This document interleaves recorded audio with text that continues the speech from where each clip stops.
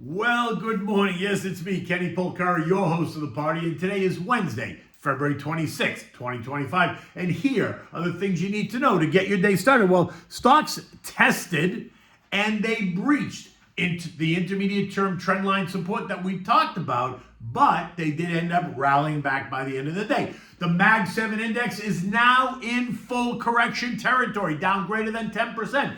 Individual names, though, going even further. Today, it's all about Nvidia. It's exhausting. Bonds rally, yields plunge. But what's the message? And gold retreats on a possible Russia-Ukraine deal. And what do we have in dinner tonight? Well, we're having the Frittata di pasta. It is simple, it's comfort food, and it is delicious. Okay, so here we go. Look, in Friday's note, I ended it with this comment that today was going to be key. If we rallied and bounced, which it appears that they were going to do because the futures were higher, then it would be a reprieve and will give investors a chance to reassess the market dynamics.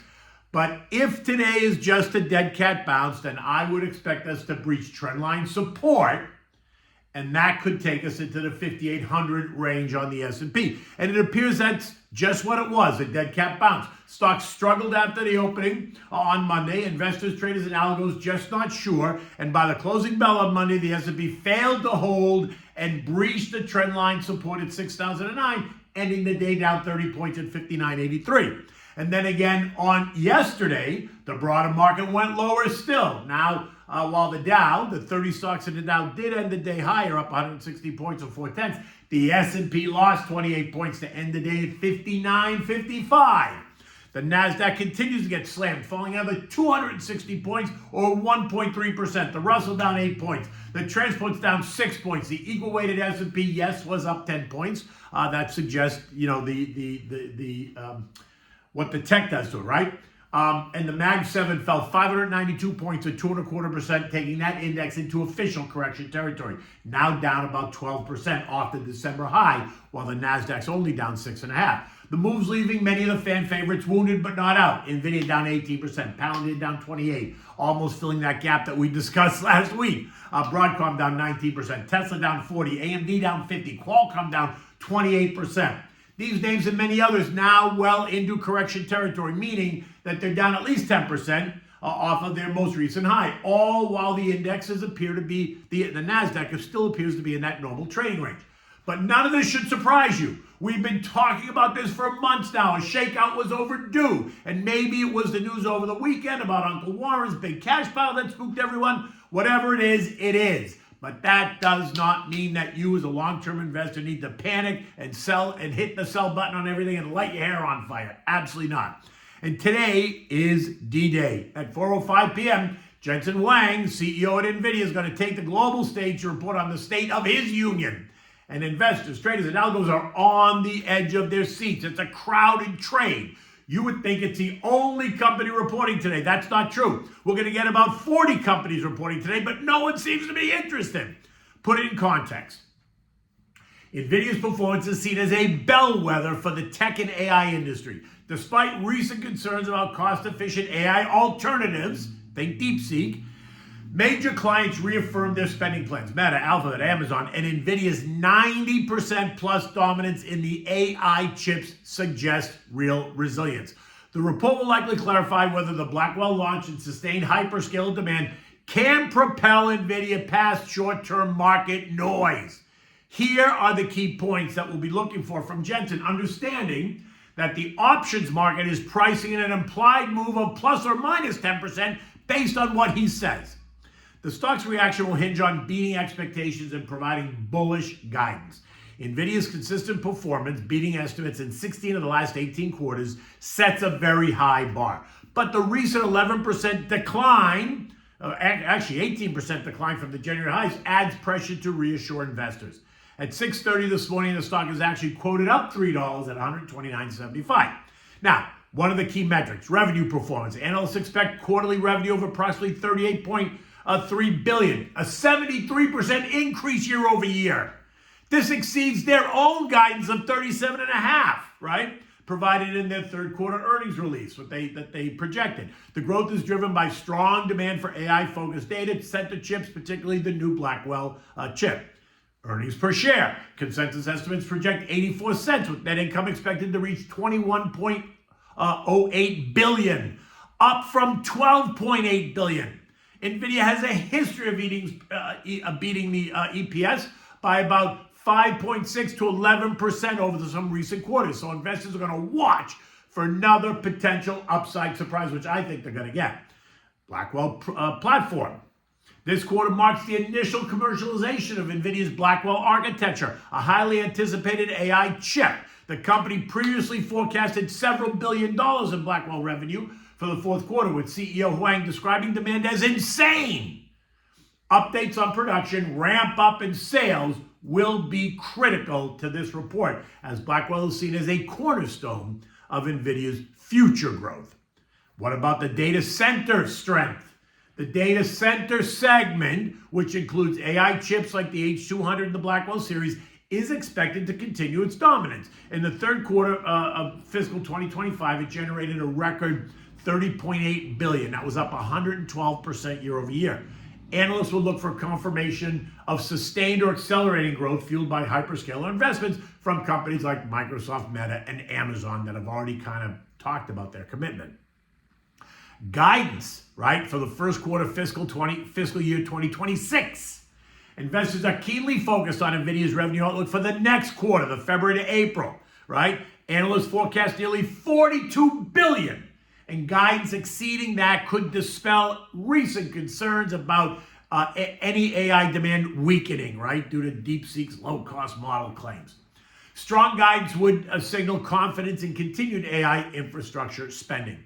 And then the response to the DeepSeek concerns, right? That headline that hit everybody out of left field. The volatility slammed this from a Chinese startup hedge fund, DeepSeek, claiming that it trained a competitive AI model for $6 million using only older Nvidia GPUs, raising fear of reduced demand for the premium chips. Nvidia may address this by emphasizing the importance of high-performance GPUs for inference workloads and ongoing investments by major clients. Again, Meta spending $65 billion, Microsoft spending $80 billion, all in AI spending in 2025. What's it saying about gross margins, right? It's been robust, but the Blackwell rollout's complexity could pressure margins slightly, which is not a negative, right? It's part of the growing pains, with the company previously noting a dip to the low 70% range. Investors now have to assess whether the profitability remains strong during this transition, right? Capital allocation. They've been aggressive with shareholder returns, spending $15.4 billion on buybacks and dividends in the first half of fiscal year 2025, with $7.5 billion remaining in its repurchase program, plus a new $50 billion approved in August of 2024. Updates on cash flow and capital return plans are going to be noteworthy for investors. The market is also expecting them to highlight advancements in the AI ecosystem. So think the microservices, robotics initiatives from the CES conference, and partnerships like the $100 billion Stargate project with SoftBank, OpenAI, and Oracle, where Nvidia is a key tech provider. They sit right in the middle. I pointed out that Nvidia had already breached its intermediate-term trend lines, and that it was about to test a long-term trend line at 126, and it did that yesterday. In fact, it breached it, trading all the way down to 124.50 before rallying back to end the day at 126.63. Okay, so that's kind of important. It tells you technically. Okay, so let's move on. Bonds are exploding higher. Now look at the TLT chart, reveals that they are breaking out. On the 21st of February, the TLT busted up and through trendline resistance at 89.15 and has been on a tear ever since, closing at 91.42 yesterday and likely going higher in the days ahead. And all that means is bond yield should continue to decline. The 2-year is now yielding 4.12%, down from 4.28. And the 10-year is down an astonishing 50 basis points, currently yielding 4.31%. Now, the driver behind falling bond yields appears to be investor nervousness about an economic slowdown rather than confidence in a stronger economy, and here's why. First, economic data is mixed. While GDP growth was a solid 2.3% in the fourth quarter, down from 3.1%, consumer sentiment and service sector activity have reportedly weakened, right? We saw those weaker numbers. Investors are interpreting this as a potential stall especially with inflation still above the Fed's 2% target, right? The core PCE coming in at 2.8. Second, policy risks are looming. These proposed proposed tariffs and jobs cuts tied to the incoming administration rhetoric could disrupt growth, prompting a flight to safety, which is what you would see in bonds. A stronger economy typically pushes yields up as investors demand higher returns amid growth and inflation expectations, but that's not the case today. Instead, the yield curve's recent flattening, where short-term yields are nearing long-term ones, hints at recessionary worries. Though it hasn't fully inverted, it is a classic slowdown signal. So the decline in bond yields leans heavily toward investor nervousness about a slowdown. They're piling into bonds for safety, not because the economy's roaring ahead. Or at least that's what they think, right? That said, it's not a full-blown panic. Yields aren't plummeting to crisis levels yet. Now, the VIX, which is the fear index, continued to push higher yesterday. It was up another 2.2%, leaving it just below the highs seen in January. The rise in the VIX is putting more pressure on stocks as futures trend lower. This morning, the VIX is lower, and that's helping futures actually trade a little bit higher, I think, as everybody waits for Nvidia. Gold is finally taking a break. It's fallen $50 from $29.71 to $29.21 over the past 2 days. Recall I told you that the chart suggested it was either going to break out or break down. I pointed to the headlines coming out of Russia, Ukraine as a catalyst, and it appears that that is true, right?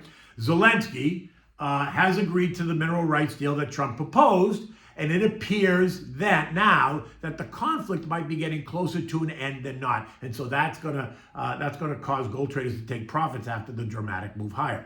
I said that a settlement in the Russia-Ukraine war will likely take pressure off of the safety trade, and that may cause gold to pull back. It is to test the $2,850, $2,900 range, which is about where we are. Yesterday we tested $2,908, and while it's bouncing this morning, my gut says that it's still going to trend a bit lower over the next couple of weeks. U.S. futures are rallying this morning. The Dow up 120, S&P's up 25, the NASDAQ's up 135, the Russell's up 7. European markets are also higher as the world awaits. The reality is that we need to see Jensen.